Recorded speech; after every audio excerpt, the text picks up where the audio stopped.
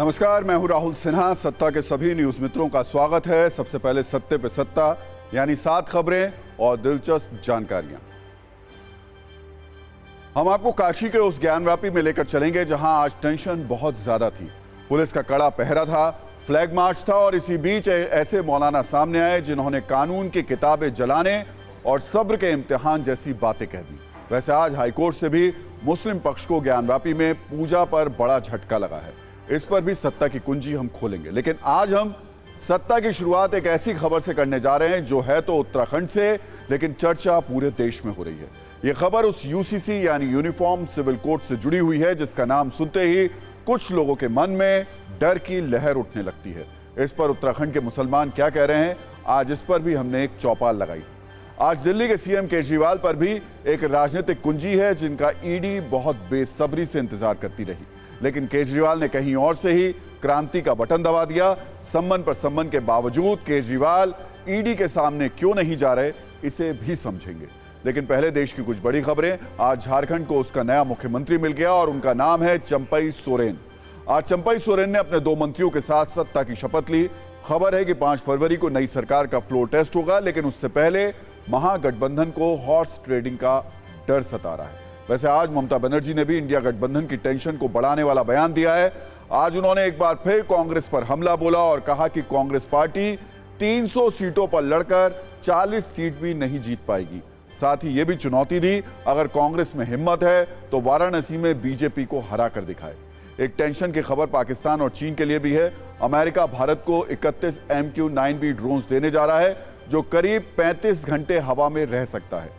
Advance से advance radar system को चकमा दे सकता है और इस ड्रोन से 4 मिसाइलें एक साथ दागी जा सकती हैं। और एक हास्यास्पद खबर पाकिस्तान से भी आई है जिसने मालदीव को आर्थिक मदद देने का ऐलान किया है। भारत से तनाव के बीच पाकिस्तान ने मालदीव से कहा है कि वो विकास कार्यों में उसकी मदद करेगा, लेकिन सोचिए, जिसका खुद का खजाना खाली है, विदेशी मुद्रा भंडार खत्म होता जा रहा है, जिस पर इतना कर्ज है कि EMI देने के लिए भी उसे नया कर्ज लेना पड़ता है, वो कैसे मालदीव की मदद करेगा। तो सत्ता में हम सबसे पहले उस यूनिफॉर्म सिविल कोड की बात करेंगे जिसे सेलेक्टिव सोच वाले वोट बैंक प्रेमी कम्युनल कोड बताते हैं और उसके जिक्र से भी परहेज करते हैं। वही यूसीसी जिसका नाम सुनकर कई लोगों की धड़कनें तेज हो जाती हैं और शादी विवाह, तलाक और संपत्तियों के मामले में एक विशेष छूट के खत्म होने की बेचैनी महसूस होती है। वही यूसीसी उत्तराखंड में लॉन्च होने वाला है। यूसीसी यानी यूनिफॉर्म सिविल कोड बहुत जल्द आ रहा है और देवभूमि यानी उत्तराखंड यूसीसी की देशव्यापी प्रयोगशाला बनने जा रहा है। आज उत्तराखंड में यूनिफॉर्म सिविल कोड को लागू करने की दिशा में एक बहुत जरूरी कदम उठाया गया। उत्तराखंड के यूनिफॉर्म सिविल कोड का ड्राफ्ट तैयार करने वाली कमेटी ने आज राज्य सरकार को अपनी फाइनल रिपोर्ट सौंप दी है और इसी के साथ अब उत्तराखंड में यूसीसी के काउंटडाउन की टिक टिक शुरू हो गई है। धामी सरकार ने यूसीसी के लिए 27 मई 2022 को 5 सदस्यीय कमेटी का गठन किया था, जिसकी रिपोर्ट जो है अब सरकार के पास पहुंच गई है। ड्राफ्ट मिलने के बाद अब सरकार इसे कल होने वाली कैबिनेट में मंजूरी दे सकती है और खबर है कि अगले विधानसभा सत्र में यूसीसी पर विधेयक लाने की तैयारी है। 5 से 8 फरवरी के बीच उत्तराखंड विधानसभा सत्र है और माना जा रहा है कि धामी सरकार 6 फरवरी को यूसीसी को विधेयक के रूप में विधानसभा में पेश कर सकती है। विधानसभा में पास होने के बाद इसे राज्यपाल के पास भेजा जाएगा और राज्यपाल की मंजूरी के साथ उत्तराखंड यूसीसी लागू करने वाला देश का पहला राज्य बन जाएगा। तो उत्तराखंड में यूसीसी लागू करने के लिए धामी सरकार का नारा है संकल्प से सिद्धि तक, और यह बात एकदम सच है कि सरकार तक यूसीसी का यह ड्राफ्ट एक बहुत लंबी तपस्या और मेहनत के बाद पहुंचा है। उत्तराखंड के यूसीसी ड्राफ्ट को तैयार करने से पहले करीब 2 लाख लोगों के सुझाव पर विचार किया गया। कमेटी के सदस्यों ने उत्तराखंड में 43 जगहों पर जनसंवाद किए, लोगों के साथ बात की। इसके अलावा इस ड्राफ्ट को लेकर वेब पोर्टल पर भी सुझाव मांगे गए थे, जिसके जवाब में करीब 2,35,000 लोगों ने अपने सुझाव भेजे। इतना ही नहीं, इस ड्राफ्ट को तैयार करने के लिए 123 बैठकें की गई और इसे बनाने में करीब 1.5 साल का वक्त लगा और अब जाकर ये यूसीसी ड्राफ्ट उत्तराखंड की सरकार तक पहुंच चुका है। वैसे हमारे बहुत सारे न्यूज मित्र ये सोच रहे होंगे कि आखिर उत्तराखंड में आने वाले यूनिफॉर्म सिविल कोड की इतनी चर्चा क्यों हो रही है, आखिर ये ड्राफ्ट इतना अहम क्यों है, तो इसका जवाब भी समझ लीजिए। दरअसल उत्तराखंड के यूसीसी को देश में लागू होने वाले यूनिफॉर्म सिविल कोड का ब्लूप्रिंट माना जा रहा है। यूसीसी से इस देश में हिंदुओं, मुस्लिमों, सिखों और ईसाइयों के लिए क्या क्या बदलेगा, उत्तराखंड का यूसीसी उसका एक ही सैंपल हो सकता है। यानी उत्तराखंड का यूनिफॉर्म सिविल कोड राष्ट्रीय स्तर पर यूसीसी को लागू करने में मददगार साबित होगा। वैसे उत्तराखंड में यूसीसी की आहट से ही राजनीतिक पारा चढ़ चुका है। धर्मयुद्ध जैसे हालात हैं। ऐसे में सोचिए, जब इसे देश में लागू करने की चर्चा होगी, जरूरी कदम उठाए जाएंगे तो क्या होगा। अब हम आपको इस खबर की सबसे जरूरी बात बताते हैं, यानी वो पॉइंट्स जो सूत्रों के मुताबिक इस ड्राफ्ट में मौजूद हैं और इनमें से कुछ सिफारिशों पर द्वंद्व छिड़ सकता है। इस ड्राफ्ट के मुताबिक विवाह पर सभी धर्मों में एक समान व्यवस्था होनी चाहिए। बहुविवाह सिस्टम पर पूरी तरीके से रोक लगा देनी चाहिए। सभी के लिए शादी का पंजीकरण कराना अनिवार्य कर दिया जाएगा। सभी धर्मों में लड़कियों की शादी की न्यूनतम उम्र 21 साल हो।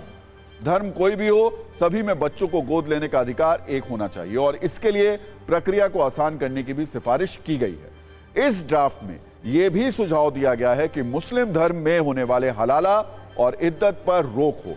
तलाक को लेकर सभी धर्मों में एक समान व्यवस्था होनी चाहिए। पर्सनल लॉ के तहत तलाक प्रतिबंधित किए जाए। इसके अलावा लिव इन रिलेशनशिप को लेकर भी इसमें कई जरूरी बातें हैं। जो लोग लिव इन रिलेशनशिप में रहना चाहते हैं, उन्हें इसकी जानकारी अपने माता पिता को देनी होगी। और सिर्फ इतना ही नहीं, लिव इन रिलेशनशिप में रहने के लिए पुलिस में रजिस्ट्रेशन भी करवाना होगा। अब इन सिफारिशों को लेकर उत्तराखंड में क्या माहौल है, सरकार की तैयारी क्या है और इस पर मुस्लिम पक्ष क्या कह रहा है, इस पर सबसे पहले हम आपको एक रील दिखाते हैं।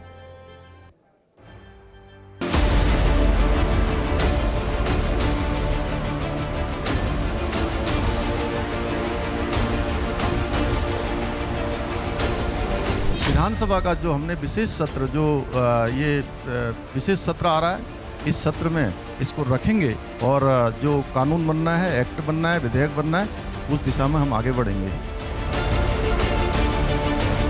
तो मुझे लगता है ये यूसीसी आने से जो आदमी धार्मिक स्वतंत्रता है वो एसडी चलती रहेगी। जो मंदिर जाते हैं मंदिर जाएंगे, जो मस्जिद में जाते हैं नमाज पढ़ेंगे वैसे ही पढ़ेंगे, उनमें कोई इंटरफेरेंस नहीं होगा। लेकिन उत्तराखंड की सभी बेटियों को इक्वल राइट मिल जाएगा। कुरीतियां खत्म होंगी, खास तौर पे जो मुगल कालीन कुरीतियां चल रही हैं।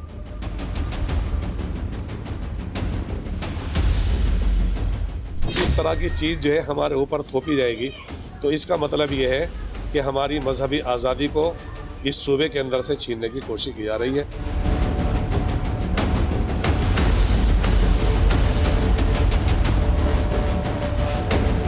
सलमान कहता है कि हमारे धार्मिक मामलों में ये दखलंदाजी है जो बर्दाश्त नहीं की जाएगी। मुझे लगता है कि ये मुसलमान नहीं बोल रहा है, ये कांग्रेसी मुसलमान बोल रहा है, ये बसपाई मुसलमान बोल रहा है, ये सपाई मुसलमान बोल रहा है, ये आम आदमी पार्टी का मुसलमान बोल रहा है। आम मुसलमान देश के साथ खड़ा है, वो एक जैसा कानून चाहता है।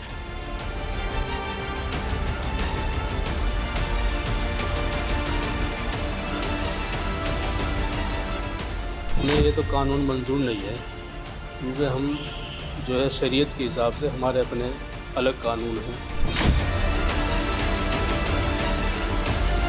Will also closely monitor the development of Uttarakhand.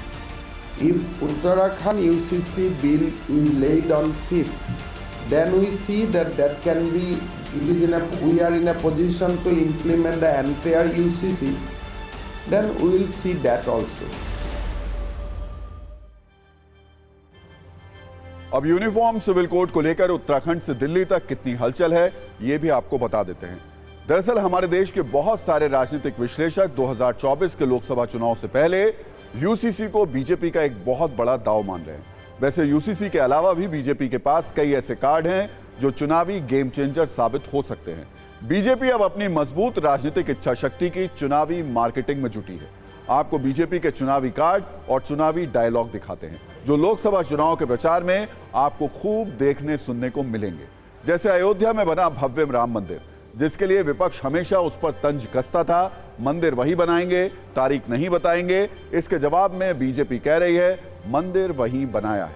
अनुच्छेद 370, जिसकी बेड़ियों से मोदी सरकार ने जम्मू कश्मीर को मुक्त कराया, उसे लेकर बीजेपी कहती है जो कहा सो किया। 3 तलाक, जिस क्रूर रिवाज को खत्म करने का वादा मोदी सरकार ने मुस्लिम महिलाओं से किया था, उस पर बीजेपी कह रही है जो वादा किया उसे पूरा करके दिखाया। अब यूनिफॉर्म सिविल कोड जिसकी शुरुआत उत्तराखंड से होने जा रही है।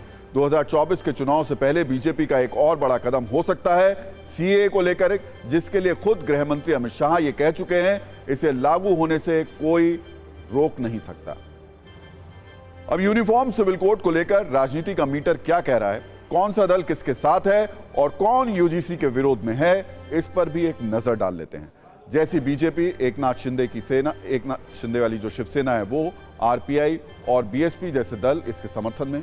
इंडिया गठबंधन के लिए थोड़ी चिंता की बात यह है कि आम आदमी पार्टी और शिवसेना उद्धव गुट भी यूसीसी के समर्थन में है, उस मोड में दिखाई दे रहा है। हालांकि TMC, RJD, Samajwadi party, Akali Dal, CPI और सीपीएम जैसे दल इसका खुलकर विरोध करते आए हैं। हालांकि कांग्रेस का रुख इस पर अब तक बहुत ज्यादा साफ नहीं है। वैसे उसके कुछ नेता इसके विरोध में बयानबाजी जरूर कर चुके हैं। साथ ही शरद पवार की एनसीपी का जो स्टैंड है वो भी इस पर अभी तक क्लियर नहीं है। वैसे देवभूमि में जो यूनिफॉर्म सिविल कोड आने की घंटी बज रही है उस पर उत्तराखंड के मुसलमान क्या कह रहे हैं, इस पर हमारे टीवी 9 भारतवर्ष ने एक चौपाल लगाई। मुसलमानों से पूछा क्या वो यूसीसी से सहमत हैं और अगर नहीं है तो उन्हें ऐतराज कहां है। हम आपको इस पर एक रिपोर्टर रील दिखा देते हैं।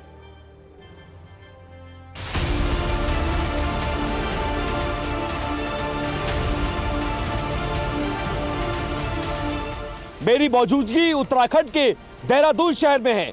इसलिए देहरादून में हूं क्योंकि आज देहरादून में वो हुआ है जो 70 सालों के इतिहास में कभी नहीं हुआ था।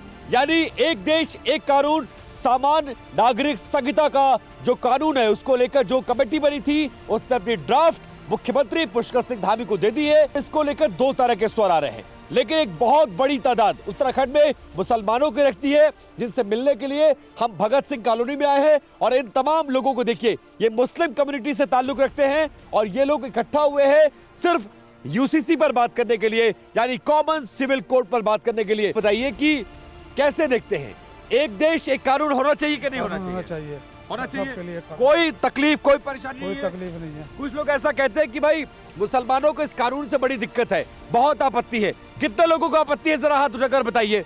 किसी को आपत्ति है? आपत्ति है भैया, आपत्ति है? एक देश एक कानून होना चाहिए, होना चाहिए, होना चाहिए, होना चाहिए। कुछ लोग कह रहे हैं कि बहुत गलत हो रहा है, हमारे धार्मिक मामलों में इसमें इंटरफेरेंस हो रहा है। ऐसा है? ऐसा नहीं है, ऐसा कोई बात नहीं है। उत्तराखंड पहला ऐसा राज्य बनने जा रहा है, तो इस बात की खुशी है कि नहीं आप लोगों को? बहुत खुशी है। हाँ, बहुत ही खुशी। होना चाहिए, होना चाहिए।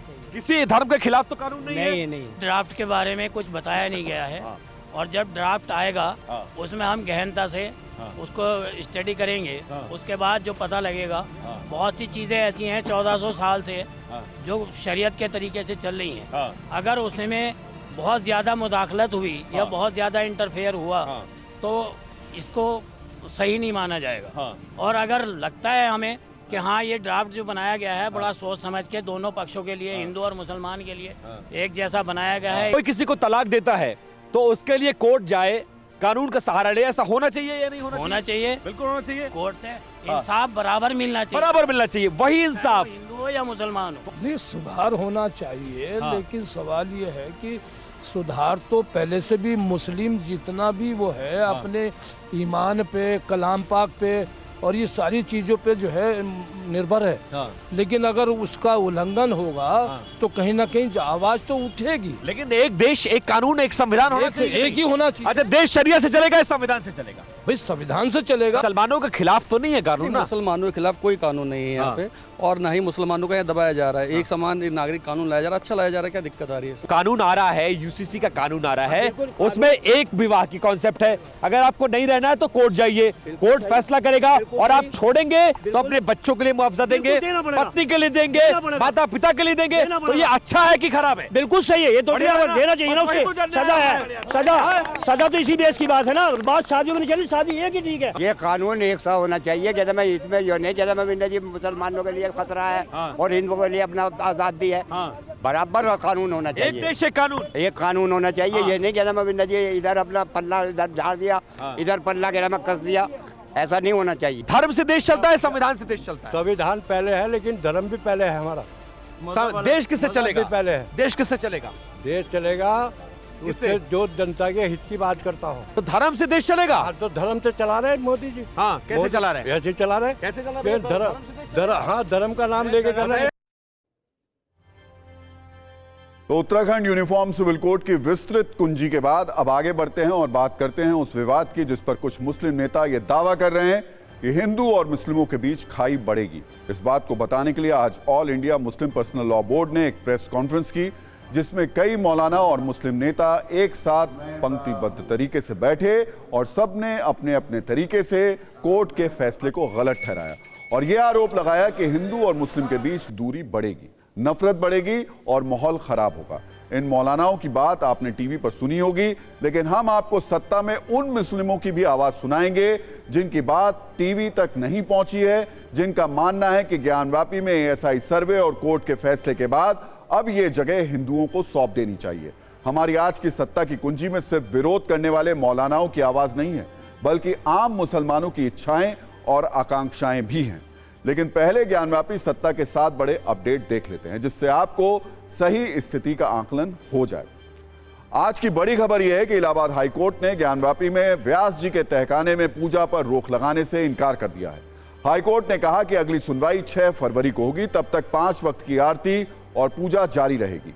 इलाहाबाद हाईकोर्ट के फैसले से मुस्लिम पक्ष खुश नहीं है। उसने कहा कि वो इस फैसले के खिलाफ सुप्रीम कोर्ट जाएगा। दिल्ली में AIMPLB ने प्रेस कॉन्फ्रेंस की और कहा कि इस फैसले से हिंदू और मुस्लिमों के बीच खाई बढ़ेगी। इस सब के बीच वाराणसी में ज्ञानवापी परिसर और आसपास के इलाके में सुरक्षा के कड़े इंतजाम कर दिए गए। ज्ञानवापी के व्यास जी तहखाने में पूजा के खिलाफ मस्जिद इंतजामिया कमेटी ने आज वाराणसी बंद रखा। शुक्रवार होने के कारण आज ज्ञानवापी परिसर में नमाज अदा करने वालों की संख्या काफी ज्यादा रही। और अब बात करते हैं मुस्लिमों के उन कथित रहनुमाओं की, उन मौलानाओं की जिन्होंने बंद कमरे में बैठकर यह तय कर लिया कि इलाहाबाद हाईकोर्ट ने ज्ञानवापी पर गलत फैसला दिया है। आज इन मौलानाओं ने जो कहा उसमें गुस्से और डर के कीवर्ड्स बहुत ज्यादा हैं। इनके मुताबिक कोर्ट का फैसला गलत है, बहुत सारे झगड़े होंगे, मस्जिदों पर कब्जा बढ़ेगा, कोर्ट पर भरोसा टूट रहा है, आस्था के आधार पर फैसला क्यों, अल्पसंख्यकों को न्याय नहीं मिलेगा, कानून की किताब को आग लगा दें, मुसलमानों के सब्र का इम्तिहान कब तक, मुसलमानों के साथ दुश्मनों जैसा व्यवहार, बात इतनी ना बिगड़े कि खराब हो जाए। इन सारे वाक्यों में डर और गुस्से की मात्रा ज्यादा है। सुनिए एक बार कि all India Muslim personal law board के मीडिया संवाद में और क्या क्या कहा गया।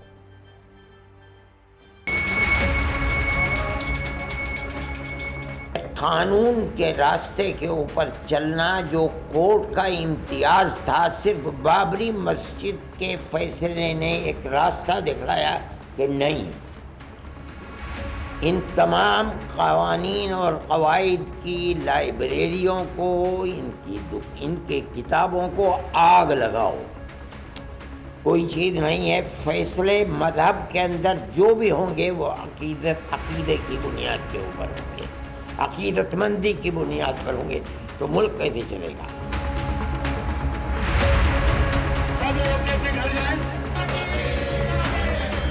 कोर्ट ने इस वक्त जिस जल्दबाजी में फैसला किया और उसमें पूजा की इजाज़त दी, दूसरे फरीक को बहस का मौका भी नहीं दिया गया। ये बात बहुत ही, इसकी वजह से अदालतों और जो इंसाफ देने वाले इदारे हैं उनके भरोसे को चोट पहुंची।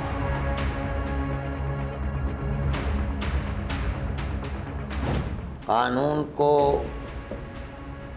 सामने रखकर फैसला करने की जिम्मेदारी जिन कोर्टों के ऊपर है, वहाँ ऐसी लचक और ढील पैदा हुई है कि जो लोग इबादतगाहों पर कब्ज़ा करने का प्रोग्राम चाहते थे, उनको सहूलत और आसानी मिल रही है।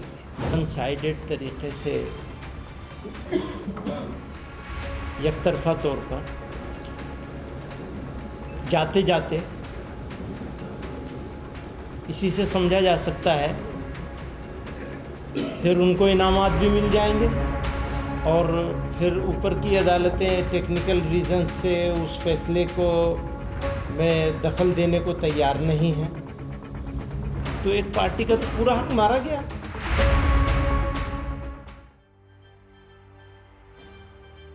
तो एक तरफ मुस्लिमों के ये रहनुमा हैं जो टेलीविजन पर ताकतवर तरीके से अपनी बात रखते हैं, तो दूसरी तरफ वो लोग हैं जो कह रहे हैं ज्ञानवापी अब हिंदुओं को सौंपकर पूरे मामले को यहीं खत्म कर देना चाहिए।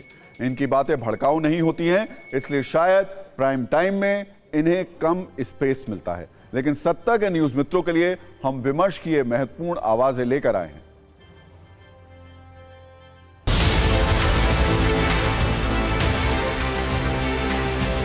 मैं पहले भी कहता रहा हूं कि लगभग 5000 मंदिर तोड़े गए हैं, ऐसा आंकड़ा बार बार आता है, तो कम से कम 3 मंदिर मुसलमान खुद से दे दे। अयोध्या का मंदिर कोर्ट केस करके लड़ा गया, अब काशी विश्वनाथ का मंदिर और मथुरा का मंदिर ये मुसलमान खुद से आगे आकर दे दे।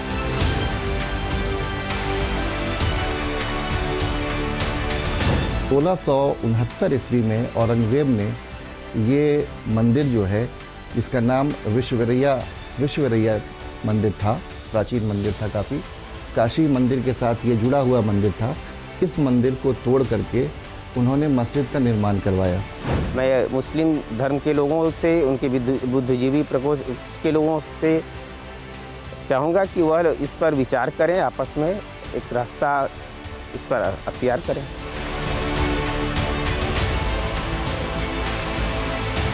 अभी का मानना ये है कि वो उस जगह पर, और जैसा कि वहाँ जाहिर है, आप उस मस्जिद के अंदर जब जाकर के देखेंगे ज्ञानवापी की उस मस्जिद के अंदर, तो मस्जिद में आपको मस्जिद के चारों तरफ वहाँ स्वामी विश्वनाथ का मंदिर मिलेगा और उसके आसार वहाँ पर सारे मिलते हैं। हमारे यहाँ बड़े बड़े संत हैं, बड़े बड़े मुस्लिम धर्मगुरु हैं, जो आलिम हैं, उन लोग आपसी एक बैठक कर ले, और जो इंतज़ामिया कमेटी के लोग हैं वो भी एक बैठक करके इसका एक मसला निकाले, जो शहर में, जो देश में हमारा अमन और मोहब्बत बरकरार रहे।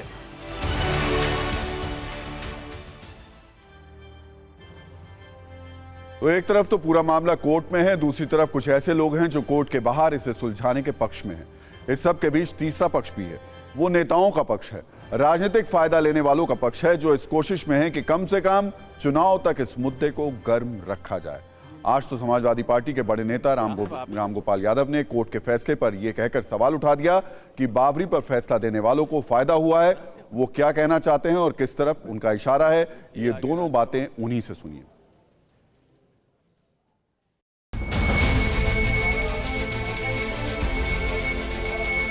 ज्ञानवापी के सुप्रीम फैसला कर रहे हैं, तो कौन से कोर्ट में फैसला कर रहे हैं, चल रहे हैं, कुछ बदलते हैं, कुछ होते हैं, कुछ आते आते आप जानते हो।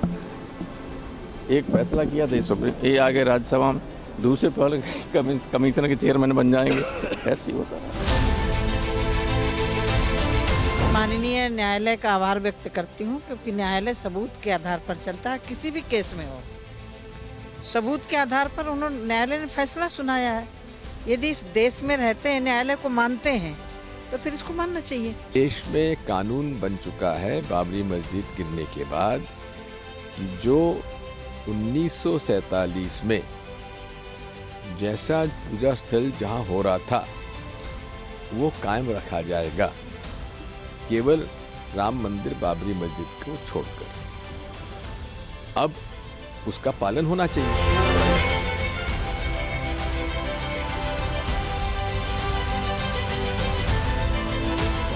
आज पूजा शुरू हुई है न्यायालय के आदेश से, बीजेपी का कोई हाथ नहीं है। न्यायालय निर्णय देगा, सरकार को उसका पालन करना ये विधिक प्रक्रिया का अंग है। विपक्ष लोगों को भड़काना, हिंदू और मुसलमान करना बंद करे।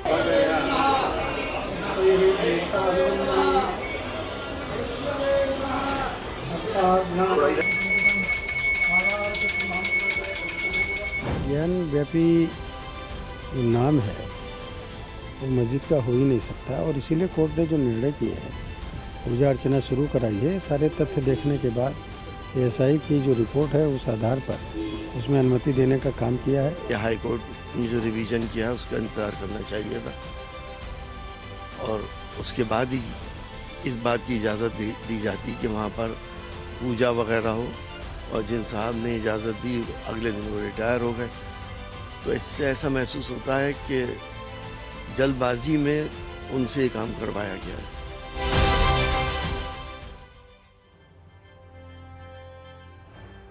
वैसे इस पूरे मामले में आज AIMIM के अध्यक्ष असदुद्दीन ओवैसी भी काफी गुस्से में थे। उन्होंने क्या कहा कि हमारी सारी मस्जिदें क्या छीन ली जाएंगी। ओवैसी ये भी सवाल उन्होंने उठाया कि क्या PM मोदी इस देश को हिंदू राष्ट्र बनाना चाहते हैं।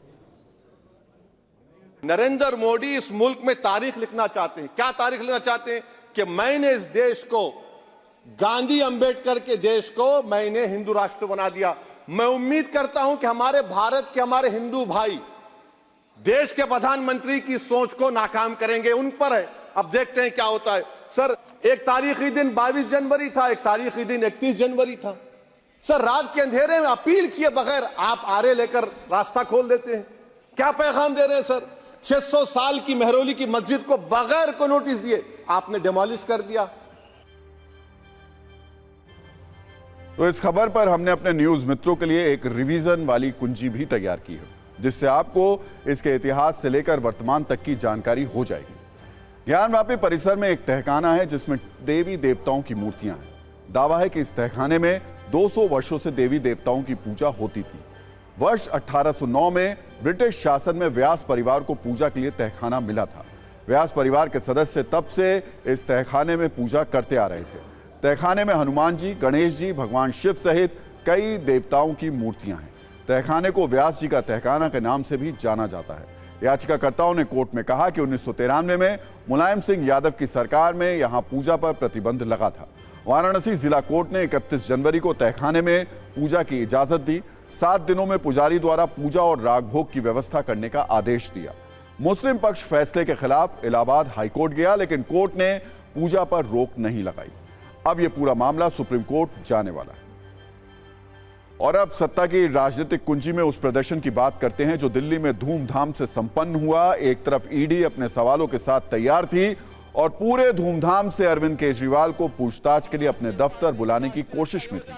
दूसरी तरफ अरविंद केजरीवाल ने आज उतनी ही धूमधाम से अपनी पार्टी के हल्ला बोल प्रदर्शन में विचारोत्तेजक भाषण दिए। दिल्ली में आयोजित हुए इस धरना प्रदर्शन के केंद्र में चंडीगढ़ मेयर का चुनाव था। आम आदमी पार्टी का आरोप है कि बीजेपी ने इसमें गड़बड़ी की। पीठासीन अधिकारी की मदद से बीजेपी अपना मेयर बनाने में कामयाब रही। इस मुद्दे को लेकर आम आदमी पार्टी आज दिल्ली में बीजेपी दफ्तर के बाहर प्रदर्शन कर रही थी।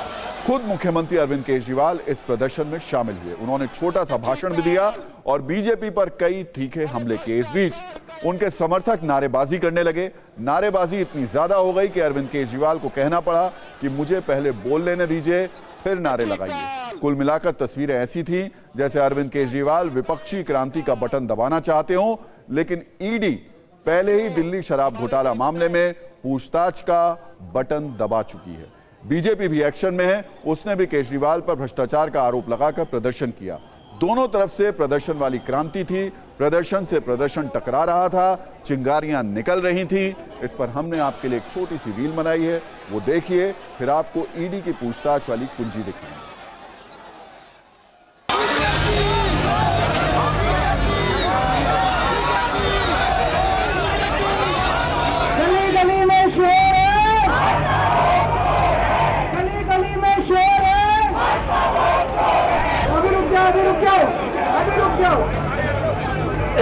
एक बारी मेरे को बोल लेने का, भी रुक जाओ सर। ये चंडीगढ़ जैसे छोटे से चुनाव में इतनी बड़ी गड़बड़ कर सकते हैं तो जाहिर है लोकसभा के और विधानसभा के चुनाव में तो पता नहीं कितनी बड़ी गड़बड़ करते हैं। एक ऐसी पार्टी जो भ्रष्टाचार को खत्म करने की बात करती आई और आज उस भ्रष्टाचार और भ्रष्टाचारियों को बचाने के लिए सारी ताकत लगा रहे हैं।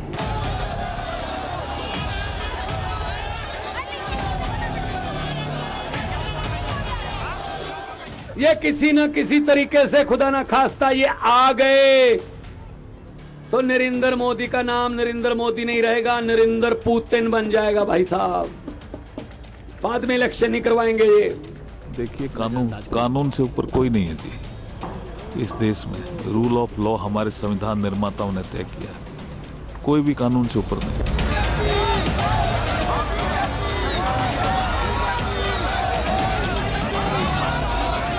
केजरीवाल साहब ने ये पूछा था कि ईडी उनको किस वजह से बुला रही है, पर अभी तक एक बार भी ईडी की तरफ से उनको ये क्लैरिफाई नहीं किया गया।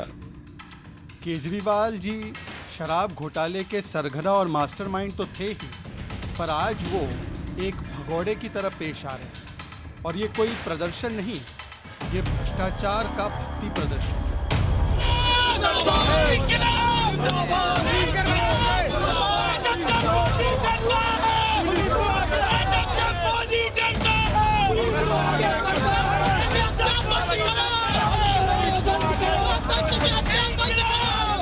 संघर्ष जारी रहेगा। केजरीवाल साहब ने कहा था कि अगर किसी के ऊपर भ्रष्टाचार के आरोप लगे उसकी जांच तो होनी चाहिए।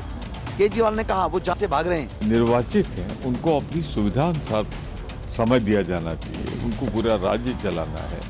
तो मैं फिर कहना चाहता हूं कि भाजपा ने मजाक बना लिया है संविधान का, कानून का, ईडी का, सीबीआई का, इनकम टैक्स, जिसके खिलाफ चाहते हैं इनको इस्तेमाल। तो आज जिस नोटिस पर केजरीवाल को पेश होना था वो प्रवर्तन निदेशालय की ओर से भेजा गया था और ये 5वां सम्मन था। सबसे पहले ईडी ने केजरीवाल को पहला सम्मन भेजकर 2 नवंबर को पेश होने के लिए कहा, लेकिन केजरीवाल चुनाव प्रचार में व्यस्त होने की दलील देकर पेश नहीं हुए। इसके बाद दूसरा सम्मन भेजा गया और 21 दिसंबर को पेश होने की तारीख दी गई, लेकिन इस बार भी वो पेश नहीं हुए और विपाशना में चले गए। तीसरे सम्मन पर केजरीवाल को इसी महीने 3 जनवरी को ईडी के पास जाना था, लेकिन उन्होंने सम्मन को अवैध बताते हुए जाने से इनकार कर दिया। इसके बाद चौथा सम्मन भेजा गया। 18 जनवरी को केजरीवाल को पेश होने के लिए कहा गया, लेकिन पेश होने के बदले उन्होंने ईडी को एक लंबा चौड़ा प्रश्न पत्र भेज दिया। अब फिर से आज पेश होना था, लेकिन वो प्रदर्शन वाली क्रांति का बटन दबाते रहे और ईडी के अधिकारी इंतजार करते रहे। उनकी तरफ से कहा गया कि ईडी का नोटिस ही गैर कानूनी है। वैसे सड़क वाली इस राजनीति के अलावा आज संसद में भी एक्शन था। राज्यसभा में कांग्रेस अध्यक्ष मल्लिकार्जुन खड़गे राष्ट्रपति के अभिभाषण पर धन्यवाद प्रस्ताव पर हुई चर्चा में शामिल हुए, जिसमें दिया गया उनका एक बयान आज काफी वायरल हो रहा है। इस बयान में खड़गे ये कह गए कि पहले आपके 330 से 334 सांसद थे, अब 400 पार हो रहा है। ये सुनने के बाद पीएम मोदी भी काफी देर तक हंसते रहे। एक बार सुनिए कि खड़गे की किस बात पर पीएम मोदी अपनी हंसी नहीं रोक पाए। आपका इतना बहुमत है, अब तो पहले 330 334 की, अपने तो 400 पार हो रहा है।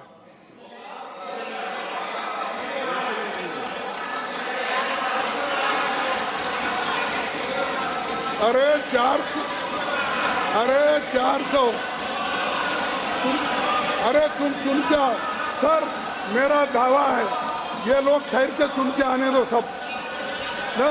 नहीं, ये लोग ठहर के चुन के आने दो, पहले इनको पहले भेजो तब मालूम होता। ये सब मोदी के कृपा से आए हैं, तालियां बजाओ। हाँ, ये मोदी के कृपा से आए वो तालियां बजा रहे। ठीक है, हम देखो एमएलए लड़े, एमपी लड़े, आज आखिरी वक्त इस राज्यसभा में यहाँ के लोग तो पूरा मोदी जी के आशीर्वाद से ही आए हैं और आशीर्वाद से आने के बाद उनका काम है तब माननीय खड़गे जी ने आज वाकई में सत्य कहा और सत्य के अलावा कुछ से कहा, उसको प्रूव कर दिया। I think never a leader of opposition has been so applauded. It's a record. आपके बयान की इतनी तारीफ की जा रही है। कांग्रेस अध्यक्ष खड़गे बीजेपी के 400 पार पर चर्चा कर रहे हैं और उनकी सहयोगी ममता बनर्जी कांग्रेस पर ही हमला कर रही हैं और कह रही हैं कि कांग्रेस देश में 300 सीट पर चुनाव लड़कर 40 सीट भी जीतकर दिखा दे। तो देखिए, सत्ता में आज का टाइम खत्म हो गया, लेकिन अपने सभी न्यूज मित्रों से हमारी न्यूज रिक्वेस्ट है कि वो सत्ता की न्यूज रील्स को ज्यादा से ज्यादा शेयर करें और अपने सुझाव हमें व्हाट्सएप जरूर करें।